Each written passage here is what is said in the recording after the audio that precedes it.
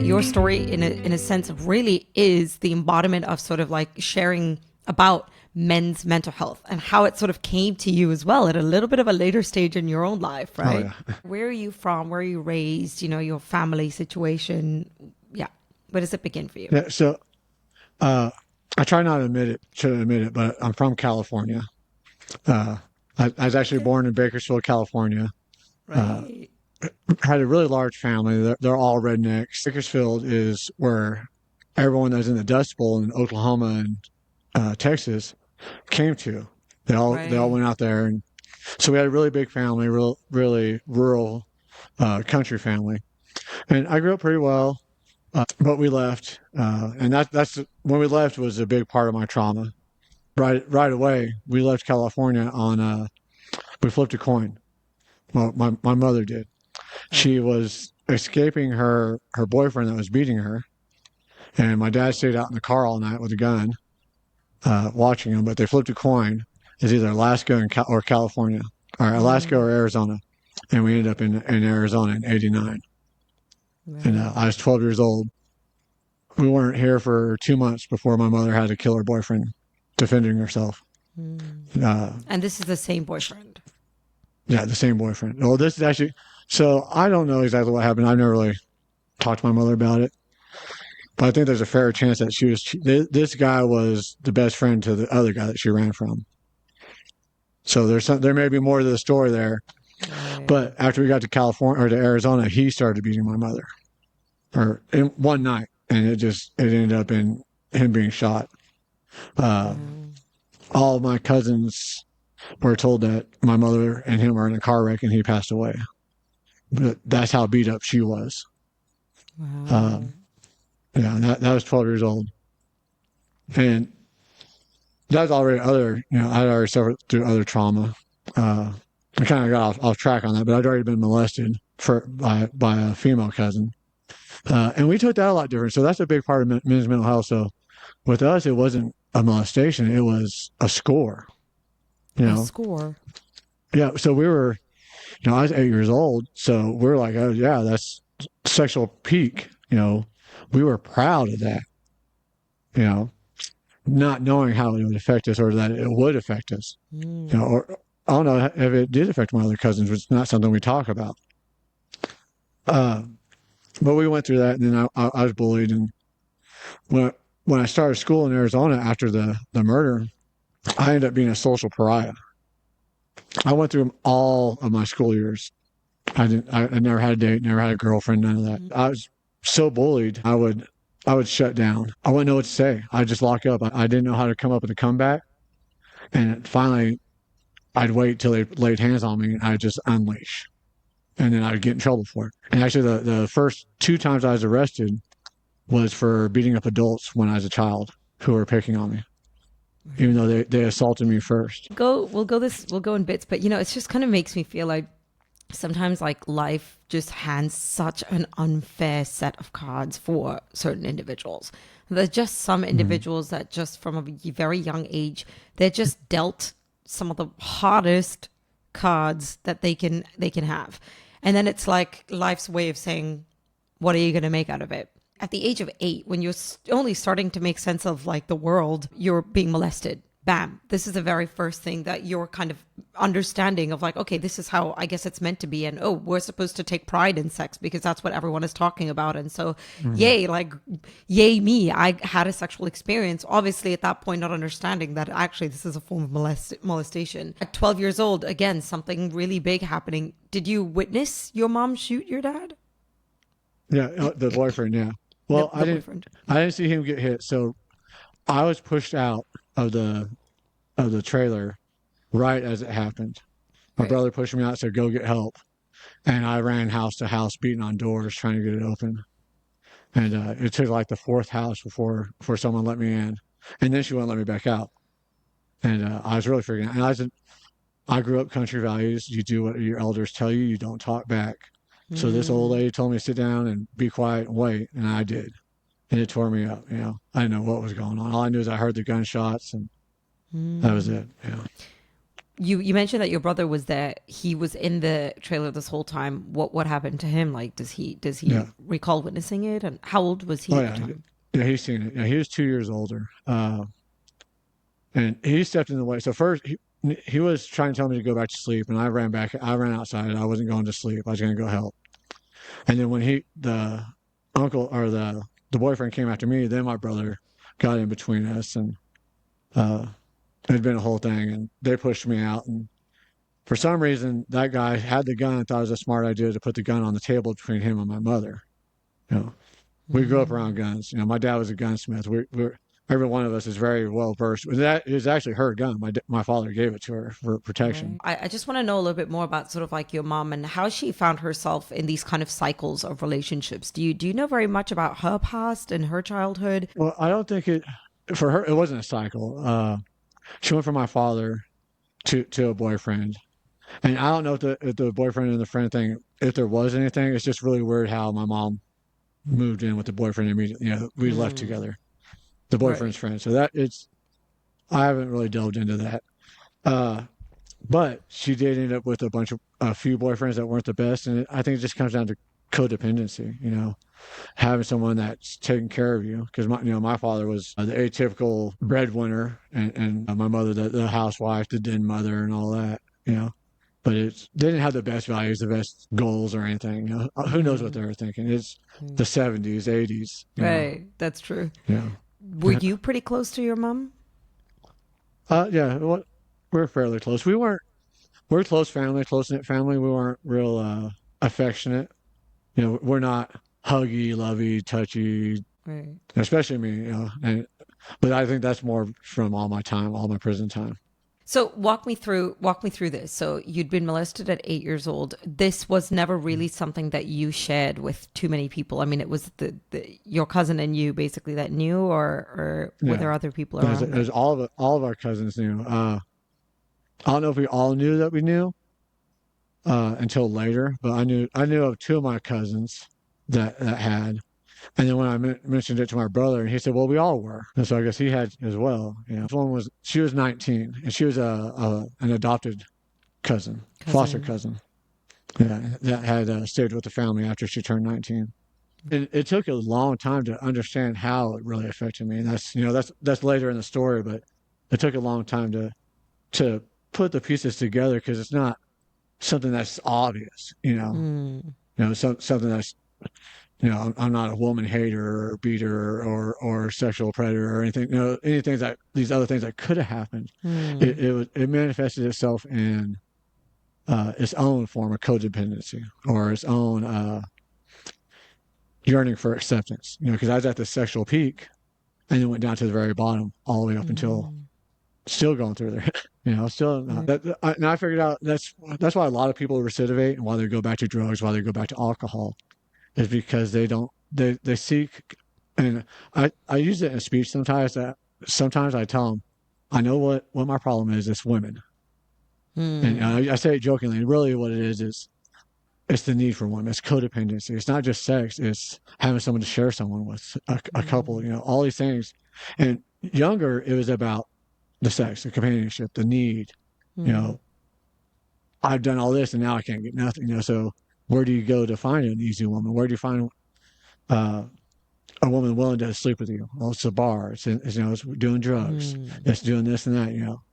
right. People are going through the same mental health or drug issues that you are. So that's where you're going to gravitate to again. Right. Right. Yeah. And then so you kind of like go back into that same cycle, that same circle of people. And, it's just, Yeah. you kind of find yourself doing the same things again. And next thing you know, you're back in the system and you're coming back out and you're back in the same thing. And the hardest part about it is it's like, even for individuals that coming out of prison, they want to break through and kind of move into a different circle and a different kind of lifestyle. But it's hard because, then these other communities are not as welcoming as well. There's not so many companies, organizations, people, groups that are open arms, come on in. You've come out of the system. We hope and we believe that you're Yeah. willing, you want to change, and like let's help you. Yeah. That's And, really and sad. luckily, there's more. There's definitely more people, more organizations. Yeah. Unfortunately, I'm learning they don't work together as well as I like because there's friends on my page that I reached out to that are doing the same thing. They're doing prison reform. They're doing speeches. They're doing recovery work. They're doing podcasts. And there's three specific individuals that all work with the same organization. They haven't gotten back to me at all. And I'm 90% sure why. And it's because everything is so, I want to say loaded, or everyone's so worried about what everyone else is doing. So me being part of NAMI, they're worried about NAMI's values, the things that their agendas, their things that they accept. You know, where they're a religious based organization, so they don't have the same view on mental health as others do. But there are changes. There are people accepting. You know, like I say earlier, this town's really accepted me. I've rented the lower level of the house of the former mayor. After the last election, he didn't get reelected, but the mayor is one of my friends. The city councilman is a friend. Chamber of Commerce, I have friends on there. Yeah. And then they made me the president of the nonprofit here of NAMI. I'm actually the president. And, right. That's amazing. They've all accepted me because I'm putting in the work. I'm putting in. They see me trying to do it. Yeah. And it's what's driven me forward. That was one of the things that I realized while I was inside. I was always a peer facilitator of some sort, a peer instructor. And I thought I was faking it, and I was for a long time. But what it was is on-the-job training. I'd always do my best when I was in those roles because I had to educate myself to help them. I had to represent myself a certain way to show them. Right. So I was faking it. Even when I was still messing up and in those roles, I would still do everything I could to represent it the best that I could. Right. And it finally seeped through, and I learned a lot now when I got out this, because I always thought I wasn't qualified. I didn't have the credentials. I didn't have the education. Yeah. And then this time I got out, they're like, "Yeah, you got war wounds. You're who we need." Yeah. And now that's so what I'm amazing. utilizing. Yeah. Yeah. And a lot of the times it's like, you mentioned that you're faking it for a while, and sometimes that's what it is. It's like you just got to do the motions of what is asked. And then at some point, without even understanding or realizing at what point, you started to internalize it. You started to make it a part of your identity and your personality, and you connect with it on such a level that it becomes real. And that's the same thing with goal setting. It's the exact same process for setting and achieving goals. Right. You're going to make a little step, and you just keep on doing. Say you want to go to the gym. Well, go to the parking lot. You make it to the parking lot. That's an achievement. Yes. Count that. If that's what you need to do.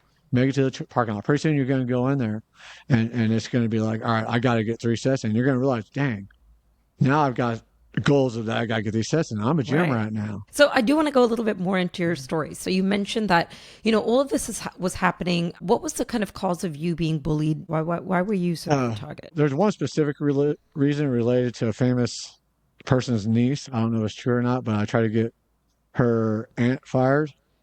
And she broke my nose in the middle of class during the 6th grade. And ever since then, I was, like I said, a social pariah. But I also have bad teeth and a bad nose. And there's a lot that I didn't realize about that for a long time. So people would make fun of me about being a mouth breather, about bad teeth, about my nose, the way I sound, all this. Well, I didn't realize until way into prison, I can't breathe out this side of my nose. So if I have the littlest sinus problem, I'm a mouth breather. And then I have an overbite. There's a couple things that were real misses, and one was not getting my nose fixed. Yeah. Twice. So you're just going to break it again. So they didn't fix it. And the other was my teeth. I had a retainer and I lost it twice. But those 2 things were the biggest. And it's still big. I can't get a date because of it. I haven't had a relationship in 8 years, and I've been free for 3. It's one thing that I've come to accept that I generally found unattractive and almost repulsed by women. I've just had to come to accept that I'm enough, and because the only women that have accepted me are the ones that have been on drugs. And this time I've raised my standard where I'm not going to go to the bar and pick up a woman. I'm not going to sleep with a woman on the first time I meet her. I've done episodes previously in the past with people who've sort of been in relationships, but very toxic relationships, or found themselves in just these cycles of relationships that were just not right for them. And, one of the things that a lot of them said was, one thing I had to do was change that narrative for myself. I had to start loving myself enough for me to start attracting the right kinds of people, the people that I wanted, that were truly going to be good for me. So the moment I started to say, I'm going to start saying no to people that are not right for me. I'm going to draw boundaries where I need to draw them. And in that time, spend as much time doing the self-care, the self-love, the meditation, the yoga, doing whatever it takes to kind of, give yourself that grace and that love that you need. You're already kind of on that step of like, hey, this is what self-love looks like for me. This is what my boundaries are, and I'm going to stick to that. So that's really commendable. And I take it a step further too, because I can't set these standards for the woman I want and not have standards for myself. So the way I look at it is, all right, if this is the woman I want, who would the woman I want to be with?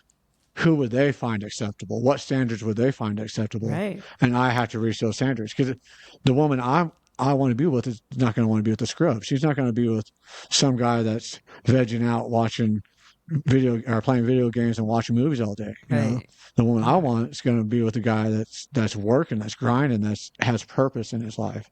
So I try and keep myself to those standards as well. Yeah. Now, when you'd first initially reached out to me, you'd mentioned that you'd been in and out of the prison system for 25 years. Am I right in saying that? And all of these were, regarding or happening because of drugs and assaults and, kind of bits of violence here and there. Can you kind of walk me through it a little bit from the very beginning? Yeah. Well, all the violence was usually, except for one time, was towards me. The only time it wasn't was when I was high and I thought someone stole some money from me, and he didn't. It was really bad. For the most part, I'd always just been stealing to support my habit or just being dumb. I in Oklahoma, I was just stealing cars to be stealing cars. Wasn't even selling them. I was just joyriding them. And the first time we did a burglary at a bar, me and my friends, so we could get some meth, and I got caught. They gave me 6 months. I got out and had to do probation. They said I never checked in. I did. So they violated me, put me in for they gave me 3.5 years. Then they did give me the 6 months. But I kept going in and out, in and out. And there's no actionable effort at reducing the recidivism or trying to help us. It was, stop doing drugs, get a job, and you'll be all right. That's the extent of their help. Right. And maybe not even that. Back then, it was just stuffing on the yard. And I really started educating myself. Really, it started out with faking it till I make it. I got a job as a typing tutor, and I had no idea. I couldn't type 25 words a minute. Yeah. But I got this job because it was a high-paying job. It was 50 cents an hour. But my buddy's like, hey, I can get you this job. I was like, we'll teach you to type. And as you go, I was like, all right. So that's kind of how it started. I kept getting those good jobs, and I'd teach myself out of that as I'd go along. But I'd get right back out, and I'd do good for a week, 2 weeks, get a paycheck, and it's time to try and find a woman. And I'd start getting high, get drunk, and never would. I just party. The excuse was, I'm going to party because I need to meet somebody. And I just party and end up having to steal something to support my habit, because there was no functioning addiction for me at that time. That's so fascinating. So I find it really fascinating that you were your motivation was to find a partner, to find a woman, and that was why you were taking drugs, as opposed to sort of, for a lot of people being the other way, where they're driven by the addiction of drugs. I need to find the drugs, and then women and all would be sort of like a part of that whole journey, but it was the other way around for you. Would you say that you were addicted to drugs at any point, or not so much? I don't think it is as deep as I thought it was. I think it is more of the mental health stuff. Right. That, because all of my addictions, I never really tried to get rid of them. But the moment I really tried, they fell away. Like tobacco, one of my greatest ones I kicked while I was inside. I was like, I'm done with this stuff. I got some lozenges, bam, it's done. I haven't had an urge since then. Same with methamphetamine. I was in and out. And when I had the breakthroughs, like, all right, I was studying psychology. I was in prison. And the second time, I'm always trying to teach myself. You had to fight for an education in there. And I fought. I wish I had fought like that when I was in school. I was in remedial classes in school. They told me that I was educationally retarded, is the way they said it. And it turns out I'm on the other end of the scale. I'm closer to genius, but they didn't know. What was the prison system like for you? the several times that you were in there, did you make friends? Did you find that you were seeing the same people again and again? Did you feel like it was in a way good for you? Well, in 25 years, it's a lot. I've run the gamut. I've been in dungeons and I've been in really, really nice places. I've been,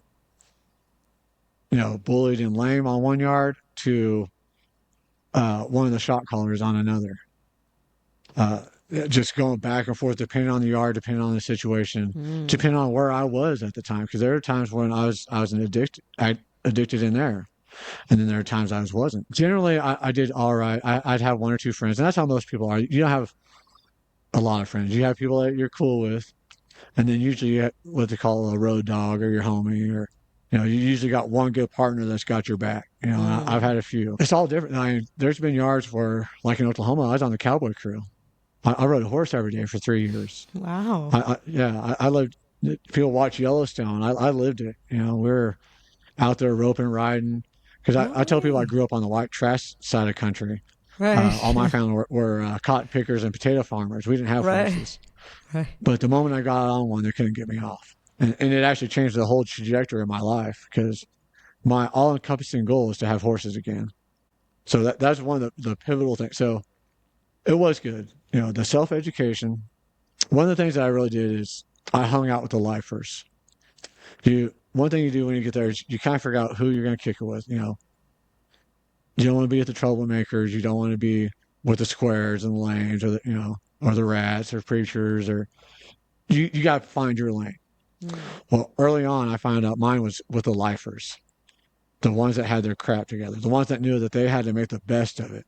Mm. And those are the ones I hung out with. And they really drove me towards bettering myself. And I'd always try and, uh, some yards had these interlibrary loans where we could order any book from any library in America. We just find the book in these catalogs they had, write out Mm. all the ISBN numbers, and they send us the book for 4 months. That's really So I just cool. had stacks and stacks. It gave me a purpose. And so it really helped to educate myself. And between that and then everything I've done outside, I'm a completely different person and nothing like what I would have been had I ever gone to prison. You know, Mm. at at best, I probably would have been some 9 to 5er that, and it's not a bad thing. People that need to do that or enjoy doing that, but go home, watch TV, get up, go to work, and do it again. That could have been my life. Yeah. And there's nothing wrong with that. But now, I have purpose. I'm a part of the community, Mm. and that's because of prison. Just oddly enough. And the other lifers that were in prison there with you, would you say that they're on that same journey as you right now, or a similar journey in that they're not being like, reprisoned again? And, Life, the lifers aren't getting out. Those are the okay. ones who are never getting. Yeah, they're Oh, you mean when you like say lifers, like life sentence? life sentence. Yeah, they're never. So like, uh, one of my really good buddies. I say really good buddies because I shouldn't, because I looked up his crime afterwards. It's pretty gruesome. But he came in at 15 and he was doing life plus 45. What happened with him? What Uh, was the reason? well, he'd also been molested by a woman, but he dated her. She was 35 and he was 15 and dating her. But she cheated on him and broke up with him and he decapitated her. Yeah. Wow. At But 15. at 15, 35-year-old. But because it's a male and a woman, they didn't take that into account. They took it as a crime of passion in their relationship. Generally, the murders. So generally, the murders are crimes of passion. Generally, Mm. not it depends on the demographic. But for the people that I hung out with, there's usually they weren't doing drugs. They weren't doing anything wrong. It was usually just rage or something of that effect, or accidentally. There's a couple of people that accidentally killed their friends that were doing life. But those are the ones that they're on their spiritual journey. They're on their educational journey. They knew that they had to make the best of what they had. But the ones I did hang out with, I have a whole slew of friends on my Facebook that are doing great, from all walks of life. Can you talk to me a little bit about like the mental health aspect of it for you? Did you ever sort of in that process of like unraveling what had happened to you in your childhood, did you ever shed a tear? Not really though. So that's one thing I've been talking about with people is so they talk about men's mental health. Well, first, let me come to how I figured it out. So, like I was saying, I was studying psychology, and it's actually the second time, but I was going over childhood development. And we know that a child born to alcoholic parents or a child that was exposed to alcohol in the womb is prone to have anger issues, alcohol issues. We know what's going to happen. We can list out all these developmental issues that a child's going to have from his childhood. Mm. And, we know what's going to happen. And I was like, well, why doesn't that apply to me? No one's ever said anything about my childhood in any of this stuff. And I was like, why doesn't it apply to me? It's like, if it does apply to me, how? How could my childhood affect me? And that's when I started breaking down each trauma. It's like, all right, well, okay. And so if it did affect me, then that means something outside of me can affect me opposite way.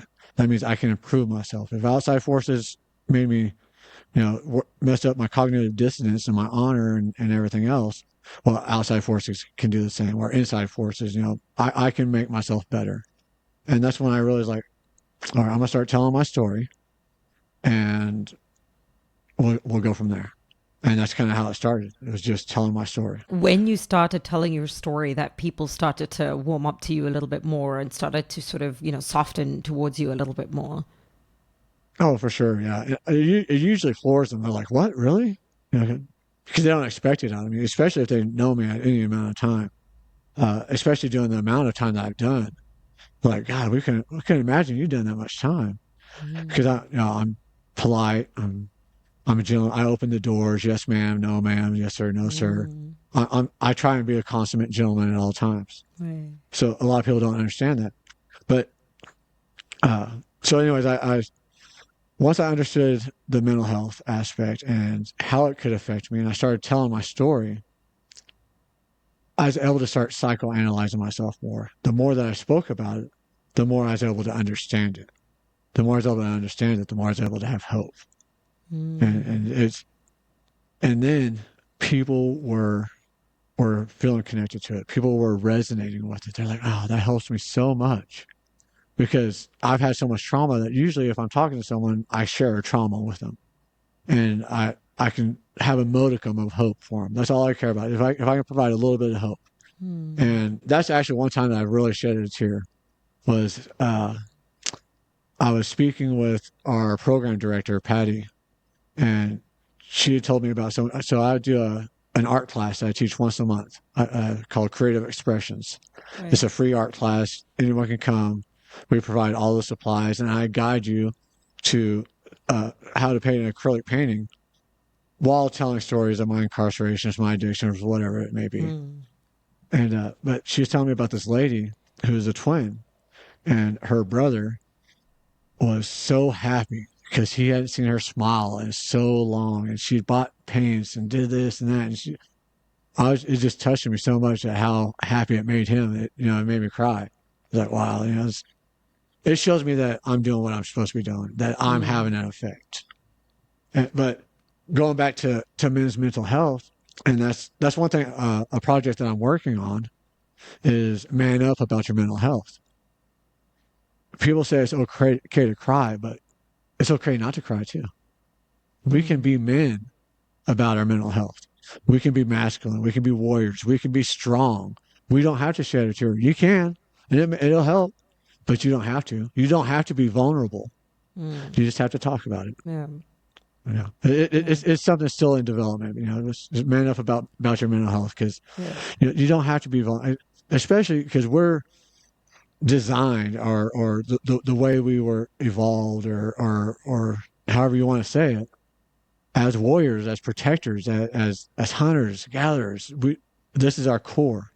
So Mm. vulnerability is not something that's natural to us. Mm. So we don't have to. It should be a requirement to make Mm. ourselves vulnerable. But there's a way there. Start out. You start out gently, and then you build a connection, Right. and it's really important, especially for men in prison. That's one thing I wanted to work on. It's really hard for me now. I'm learning that my PTSD behind incarceration is stronger than I thought. Uh, but I was going to work on men's mental health in prison, but it's just a real struggle for me to do anything with law enforcement. Yeah. Why So so? yeah, because one of the programs I teach, and I teach in high schools, is called Ending the Silence. And it's a mental health program about the stigma behind talking about suicide or emotions or any of those natures. One of the things that I thought was be really powerful is if we do the same program in prison so that the parents have something to talk about with their child so that they can help guide their child and their child can help guide them. Right. But right now, it's just not on my path for me to go back to prison. I mean, it's like I said, I arrested twice when I shouldn't have been and held illegally once. Right. When I did the 14 years in Oklahoma, they Yeah. lost jurisdiction over me. The they ignored the ruling of a higher court and they had no jurisdiction to sentence me or hold me. But they still did. I mean, I did everything that's one thing I say. Mental health is not an excuse for the things that you've done. I Mm. I've done everything that they said I'd done, and I paid the price for it. There's no excuse. Hmm. I made the choices, but they held me illegally for 14 years.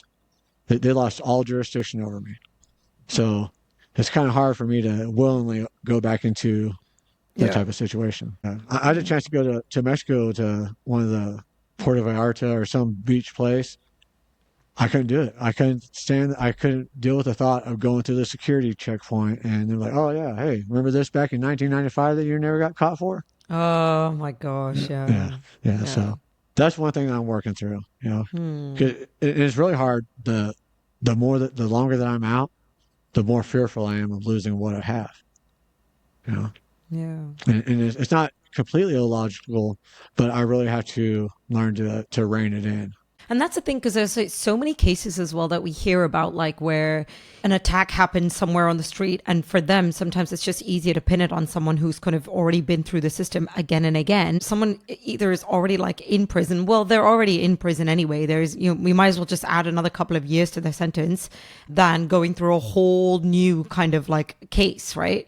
Yeah. And so for a person who's kind of been in the system, you're always going to be victim or potentially victim to yet another Oh, yeah. accusation, right?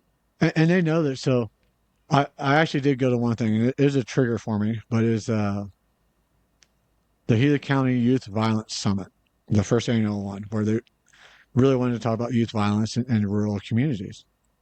And I went to that, but one of the things they said was they know that the more that you interact with a child in a legal way, with cops arresting them or anything like that, the more you act with them, the more likely they are to go to prison. You know, and Really? so that's good now, but it's what happened to me. The more and the more is it's like inevitable. So Yeah. once you've been through it, it's very likely too. And some people they associate it with maliciousness, but the way I look at it is every cop is like everyone in your office. So imagine you work in a large office that you may have worked at one time. Right. Imagine if all those people were cops. Now imagine them doing investigations. Imagine those people filing reports. Hmm. Imagine those people cutting corners, doing things wrong, not really even caring. Hmm. And what kind of actions may Right. they're going to take the easy way out at anyone else's expense because they're lazy Hmm. or they don't Right. care. It's damned if you do, it's damned if you don't. I don't know what the Right. answer is. Yeah. We've been having legal issues since the Greeks. Yeah, Aristotle that's was true. complaining about prisons and incarceration Hmm. and the way that we dealt with those type of Yeah. situations. Can you tell me sort of like, and if you're comfortable delving into it, how has Trump coming into presidency affected things for you, or has it? It hasn't really, other than I've stocked up on water and toilet paper a little bit more, because just because he's come in like a gangbuster and you don't know what's going to happen. You never That's know. yeah. That's kind of what I was referring to. It's just looking out for criminals and putting more into the system. There's like overcrowding in a lot of prisons right now because he's just like, yep, catch all the criminals, put them all in. To an extent. So I see both sides of it. One, I don't know. I really don't get into politics because my sphere of influence is mental health and addiction. Uh, he does things I agree with. He does things I don't agree with. Mm. One thing I definitely need to say is they need to have a filter for him. uh, it is kind of scary, some of the stuff when they talk about getting rid of funding, and I don't know who to believe. So one thing I learned in prison, I we used to watch a lot of news. So I watched a speech from Trump, and this is during his first uh, presidency. Mm, Immediately, I watched the news afterwards, and they chopped it up and said something completely different than what he just said. And I just right. watched it. Yeah. It's like, that's not what he said. That's not even what he's implying. So what are you doing? Yeah. So the thing that I learned is you have to watch 5 news stations, read 5 papers, do a bunch of research, and then come up with an educated decision on your own. Mm, Because everyone's got an agenda on what they're pushing, and it's so bad because it separates us, it divides us, it takes us away from the things that really matter.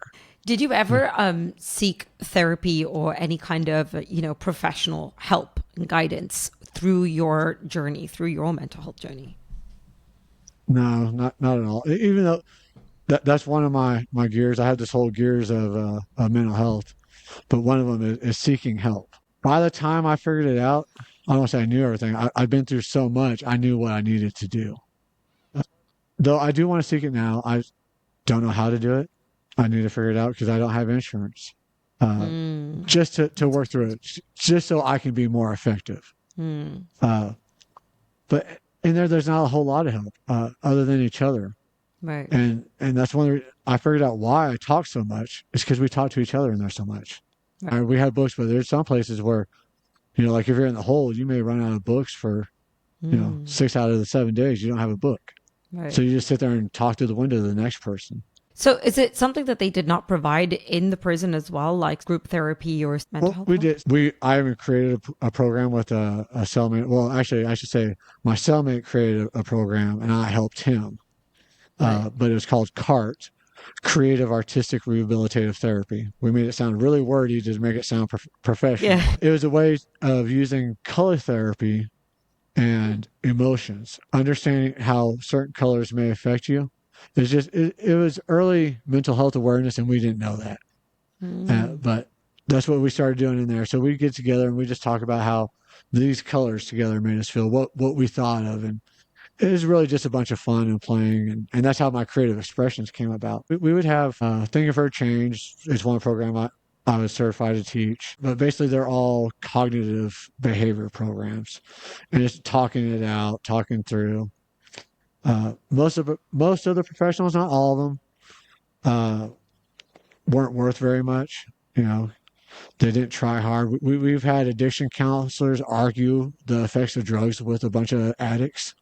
my gosh. So yeah, My literally, gosh.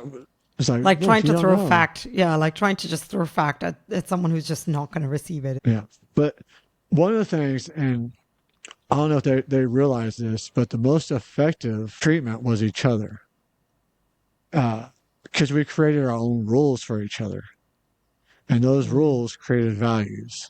They created systems. So one of the things, you couldn't be called a punk or a bitch. You had to fight. You had to keep your area clean. You had to keep your hygiene clean. You had to talk to people with respect. There's all these things that you had to learn to do in this community that the longer that you're there, they became part of you. mm. And like sneak thieving. Sneak thieving is one of the biggest no-nos. What is that? Uh, that's just stealing from Okay. someone. Right. And they call it sneak thieving because back in the day, it was okay to just go take it from them as long as you stood up to them and took it from them. Mm. Uh, but the ones that would, while you're out getting your job, basically burglars, that was like the biggest no-no. And I often thought, it was like, well, that's about stupid. So these people are brainwashing everyone to say this stuff is wrong when everyone's in Yeah. here for this stuff. Yeah, So why is exactly. it wrong? And I was like, why is it wrong in here and not wrong for Joe Blow that's out there sweating Yeah, and yeah. grinding every day to feed his family, and you're out there stealing it? It's okay for that? Yeah. And I was like, well, it's just not okay at all. If it's not okay Mm. for us, it's okay for them.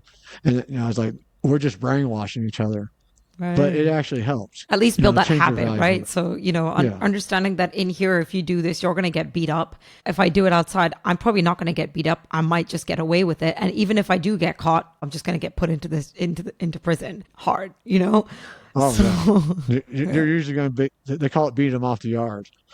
If you get caught sneak thieving, there's no rules. That's one of right, those ones. exactly. But it created more of an honor in myself too. The way I carried myself. So I'm walking with my head up, my shoulders back, Mm, and that's one of the things that prison taught me. That instilled in me was the honor and belief in myself and the strength of myself to give me the confidence to walk tall and mm, proud. right. That's really It, great. it's a subliminal change, but it's through those actions in that environment that took me from the small and weak, meek person. Because I never Mm, knew how tall I was. Even though people told me that I'm tall, I never realized I'm tall. I'm six yeah. four, and so Wow. I never really realized until I seen Mm. pictures later. Like, man, I'm way bigger than everybody. Yeah. But in school, I walked through, my head stoops and no one to see me. No one knows Right. me. I didn't Right. realize all that until years later. And then Later on. in prison, people are like, walk your head up. No, they tell you, they kind of train you in there. Usually, if you're lucky, someone's or people will look out for you. It's not as rough and tumble as you think. There's actually a lot of people who root for you. They want you to be better.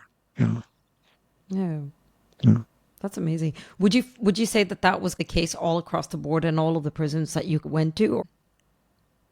Uh, Generally, all over is about that way. Mm. Yeah, it's And like a it whole depends on where culture. you are, because like Oklahoma, they're more likely to rob you than they are to help you. Whereas Right. because I did time in Oklahoma and I did time in Arizona. In Arizona, so everything in prison is super racially segregated. Everyone's take care of their own race. Mm. So when you first get there, the whites are gonna bring bring a food box, come tell you the rules, tell you what's expected of you. And it's gonna be every race is gonna do that and each one has their own rules, and each one looks out for each other.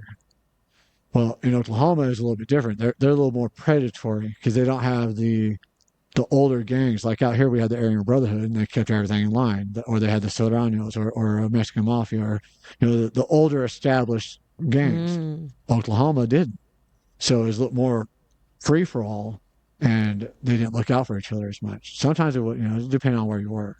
So like I said, I've seen the whole gamut of awesome to hell. Oklahoma is, like I said, they're their own thing. It's like every yard's different there, whereas here they're more uniform. Mm. But they've always subsisted off of inmate labor since day one. The inmates basically provided their own food, they provided their own clothing, Mm-hmm. and they transitioned away from it a little bit, but a lot of places still do it. Colorado still has prison farms, California still has Mm. prison farms, but now they're turning into big business. Whereas they used to supplement the kitchen's food. Now most places that have prison farms send that food off and we buy lower quality food for us. And both places actually, but especially here, they have correctional industries where they'll send the inmates out to work and they get paid minimum wage. One place takes a cut of it, another place takes a cut of it, and then you get a little bit of it. Right. So I worked for one place, Swift Trucking, where I rebuilt big semi trucks. Then I also worked for a place that produced food for supermarkets. We made like the deli foods. Interesting. Yeah. This last time I actually was released with like $5,000 because I was making like $3 an hour, which is pretty good when you Right. don't have bills. What kind of support are these prisons providing you in terms of finding home, finding job, finding like just reintegrating back into the world? It used to be not a whole lot. It used to be nothing. At the most, they might find you a halfway house. Now they're getting a lot better at it. Usually now they're making a bit of an effort, especially if you get to another yard where they have like a second chance program where they're starting to provide resume help or th- there's one yard here called the second chance program, which I think they still have it. I know they're doing an art program there, but it's really heavy on having everything ready for you: your social security Mm. card, your driver's license, food stamps, living conditions. Wow. But it's really small, this one yard for this Mm. whole population. So probably 20% of the population that's getting out gets those services. And Mm. not everybody wants them because there's a stigma behind going to those type of yards because you have to sign what do they call it? I forget what it is, but it's integration. You have to sign that you'll house with another race. And that's a big no-no in Arizona. So Oh, not everyone will go to those yards because of that. Of course, that's where I went to. I went straight there. I was like, I don't care. I'm trying yeah. to get out. I wonder why they sort of do it in that way, where it's like they try to make it, they're giving an offering, but in a way where, there's so much stigma around it that people don't want to even do it. Like, why would they do it that? Well, part of it's self-induced. This whole segregation, which initially it was done for protection of everybody. It was necessary. So there's a control. You have to have a government, and it's basically a bunch of little tiny nations, and you Mm. control your people, we'll control our people, and we'll all get along great. But it's all racism, and it's all ends up Yeah. backfiring. And part of the reason is funding. They don't have the money to do it Mm. for everyone, so they make it hard for everyone. What do you think are some of like the biggest issues that you can see with the prison system in the States, and what do you think can be done to fix that? Well, so the biggest problem is not addressing the mental health issue. They address the drug issue. They don't address the mental health issue. The drug issue is the result. It's not the cause. Or generally, Mm. it could be the cause to begin with, of Right. course. But generally, it's it's an effect. It's not the cause. Mm. But but what they need to do is focus on mental health, education, and vocation. And I've got a way that they could do that, at least on one complex. So like, we'll take Buckeye Yard here. Buckeye has at least 6 yards on that compound, from minimums to maximum. Each yard could be developing a part of HUD housing. I'm not sure if you're familiar with HUD housing. It's like a low income housing or Habitat for Humanity. They'll go build houses in disaster areas. So these yards could be building those and constructing those. One yard could be the heavy machinery yard. One yard could be the trade yard. One yard could, Mm. the blue collar planning yard. And they all have to work together to get these jobs done. But then throw in food privileges. One of the things that's clear across the board is you can't use food as a punishment, generally. Which, okay, don't. Use it as a reward. If you're on a mess up yard, give them Nutriloaf.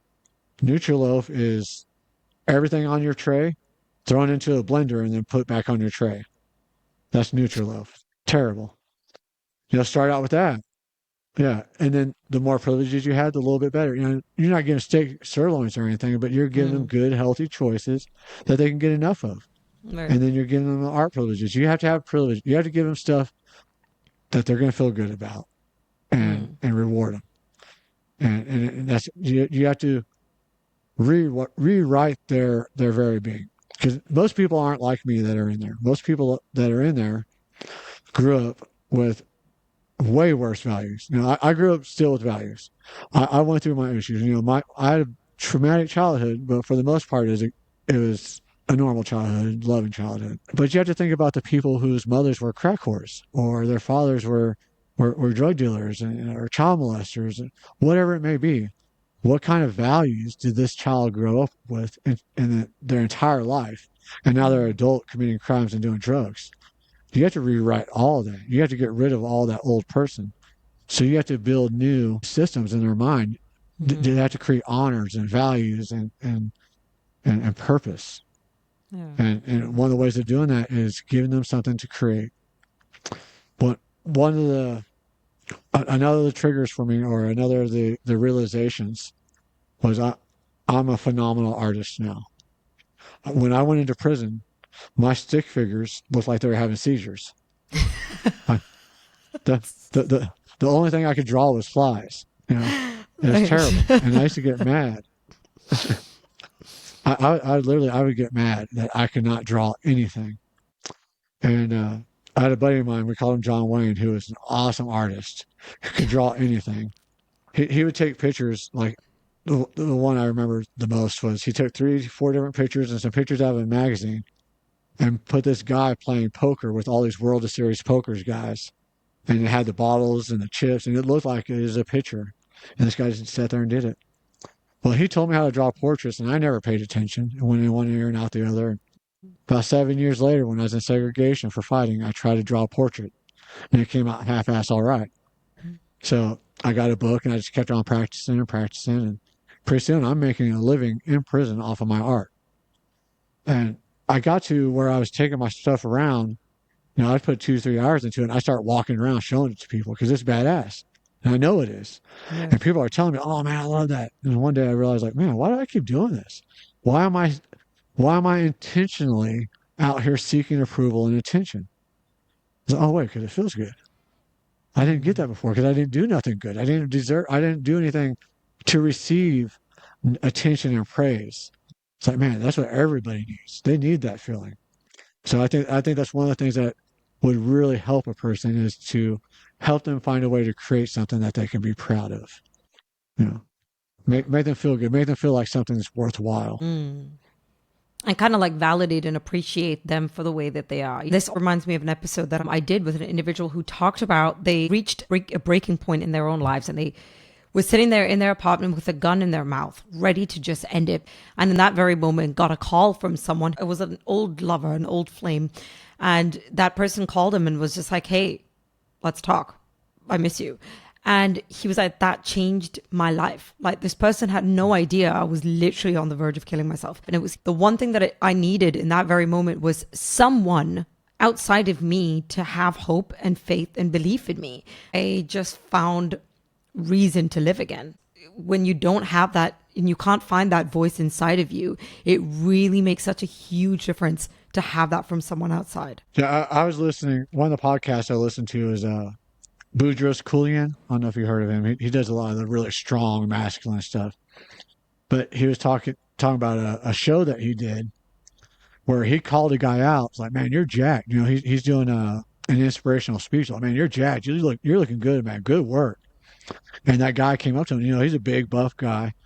And him and his wife came up to him. And his wife's like, man, you don't know how much that meant to him. Because, you don't know where a person's at.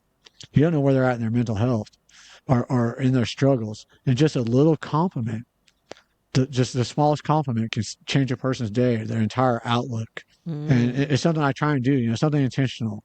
It's like when someone says, good morning, morning. Yeah. No, good morning. How are you doing? Do the same thing. Be a little more intentional about your kindness and about your words because that person may need it. Shaun, final plugins. Can you tell us a little bit more about the work that you're doing right now, the project? The floor is yours. Yeah, so there's a couple projects. Right now, of course, the main one on my plate is support on the trails. Like I said, I'm the president of NAMI, the affiliate here in Payson. It's the National Alliance on Mental Illness. And we're going to take their proven support group, connection support group, and take it on the trail. And we're going to hike about it. We're going to get out there and we're going to meet at the trail. We'll have a little gathering. We'll talk about a subject. We'll do like the check-in, see where everyone's out, and then we're gonna take off walking, enjoy the nature and scenery because naturally the outdoors just really gets into your soul. You get away from the worries of work and kids and bills and everything else, and get out there in the nature where you can breathe and talk and really let it out. So we're going to get out there and we're going to hike about it and get the support group on the trails. Love it. Hike about it. And then of course there's my radio show. Yes. And Stigma Shift. It's on KRIM 96.3 here in Payson, and we stream it at krimfm.com every Thursday at 8. But it's really just my stories or my views on my struggles and how I'm overcoming them. Stigma Shift came to mind because, I'm also a mechanic and it's like shifting gears. So I came up with the gears of mental health. And it's just another way to look at everything to another tool of understanding. Yeah. So, you hit first gear is your awareness that there's an issue or something going on or something that you need to change. You have to hit that first gear. You have to know. And then that second gear is taking that action. You're seeking help. You're looking for help, or you're reading the books. You're watching videos. You're taking action on the issue that you have. And then you're gonna hit third gear. That's when you're getting that healing and your growth. That's when you're accepting everything that you've been seeking. This knowledge, the learnings, and then you go into fourth gear. Fourth gear is where most of us live, or when we're optimal, that's where we live. That's where we get purpose and growth. This is when we're really working everything, but now we're starting to share it a little bit. Now we have a reason for what we're doing. And then fifth gear is the fleeting gear. This is the gear of bliss and happiness, but like pure happiness. We can't stay in that gear forever. I mean, some people do. I mean, there are people like that. There are freaks of nature, but there are definitely people like that. But you got to shift back down. And these gears of mental health, you'll go back and forth through them, and you may be in different gears in different aspects of your life. And I'm working on it. This is an idea that I'm working on putting in a book. I was just about to ask you, like, you should put this in a book. This is like book worthy. Yes. So Shaun, thank you so much for being on Multispective and you sort of sharing your story and your perspective on air with us. Yeah, super Thanks for powerful. having me. If you enjoyed the episode and would like to help support the show, please follow and subscribe. You can rate and review your feedback on any of our platforms listed in the description. I'd like to recognize our guests who are vulnerable and open to share their life experiences with us. Thank you for showing us we're human. Also, a thank you to our team who worked so hard behind the scenes to make it happen. Lucas Thierry, Stefan Menzel. The show would be nothing without you. I'm Jenica, host and writer of the show, and you're listening to Multispective.